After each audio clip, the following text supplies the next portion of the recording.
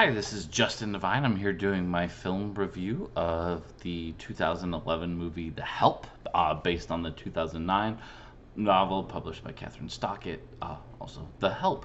A quick synopsis of the film is that it covers the relationship between employers and employees in the white white household, black nanny slash maid employer-employee relationship, specifically in Jackson, Mississippi in 1963. We follow several characters and their arcs throughout that dynamic and the social structures that are in play. The film begins with the return of Skeeter from college and the firing of Minnie, one of the maids, and Minnie is fired specifically for using the wrong restroom in the household, where some of the central tension of the film is centered around the use of who can use a bathroom in a given household and the logic that plays out in that relationship there. Now, going forward in the film, Skeeter and Minnie, and then a third character played by Viola Davis Abilene, begin to form a working relationship where the maids are going to start telling stories to Skeeter, who works for a newspaper slash magazine in New York, and then is also working on publishing a book based on these maid stories. So she has a relationship where she's gathering cooking tips and things like that for this Miss Myrna article that she's working on, but also writing this book simultaneously. And there's a lot of central conflicts that sort of come to the head when the book is finally published and the three women work together.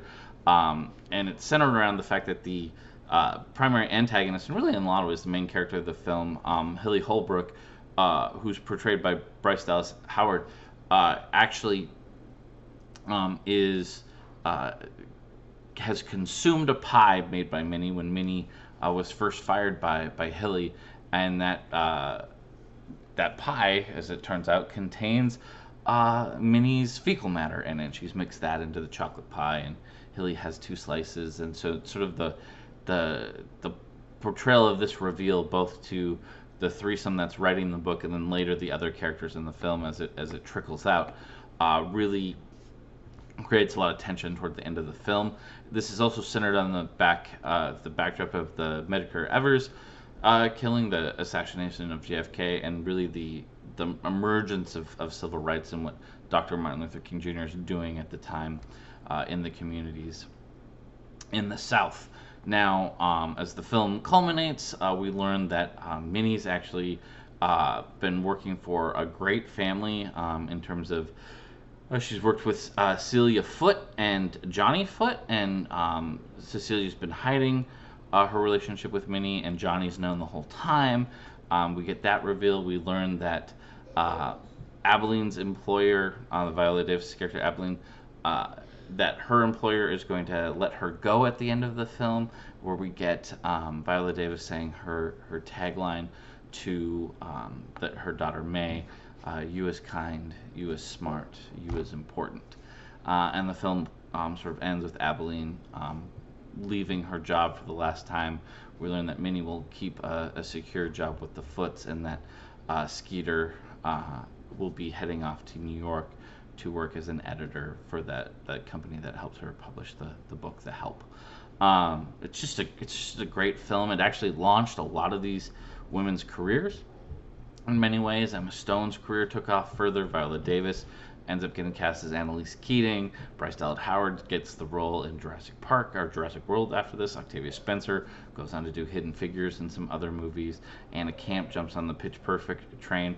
So many of these, the women in this film really launch into this. It actually has a lot of vibes of like things like Steel Magnolias and The Color Purple, in terms of it's an ensemble cast that works together, and a lot of the younger women get launched and the older women have signature roles. There's Cicely Tyson, Sissy Spacek, and Allison Janney all play great roles in this film as well.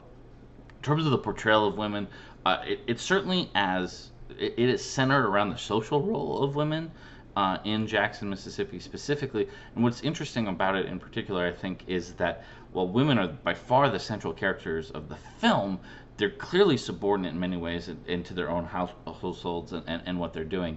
But the relationship between them and the maids is the female of the household's responsibility. So there's a particular scene where the Holbrooks' new nanny is asking both of them for money, and the husband leaves because he doesn't want to be involved in the conversation, and Hilly is left to handle that. So this is clearly the women's domain that we're dealing in here. But despite that, the women are also clearly subordinate.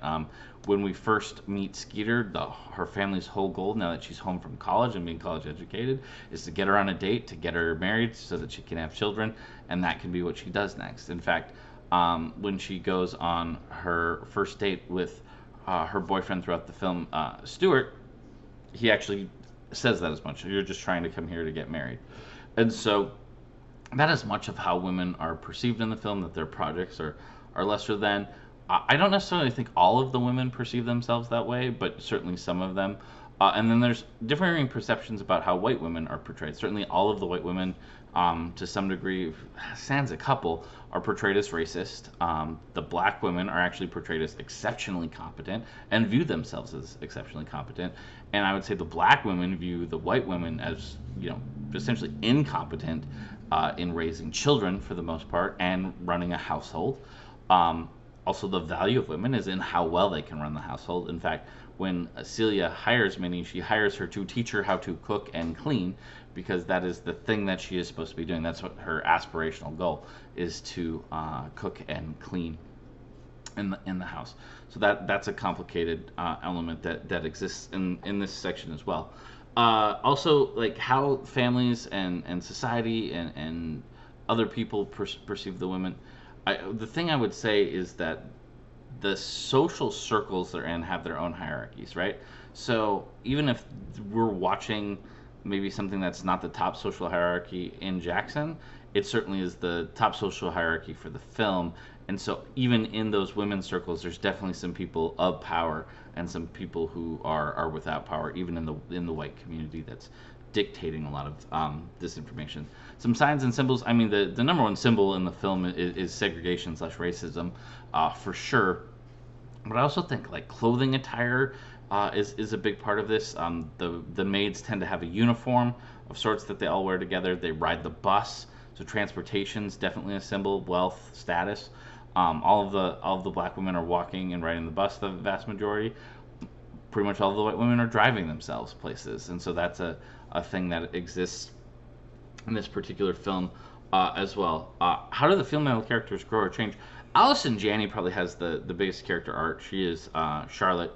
She plays Skeeter's mom, and she is challenged by Skeeter throughout the film about the firing of their maid, Constantine.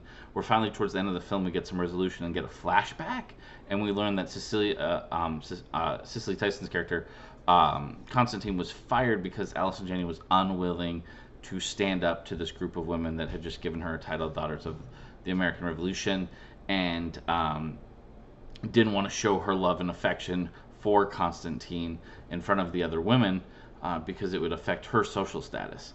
And so really at the climax of the film, Allison Janney comes and stands up to Hilly Holbrook and says, get off my lawn, essentially, you racist, and get out of here.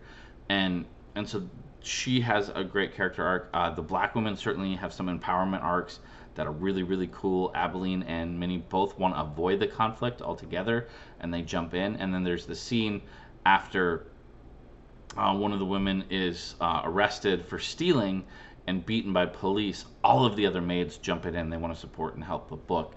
And so the black community is certainly rallying around this injustice in the book. And Skeeter is sort of building courage throughout the film as well.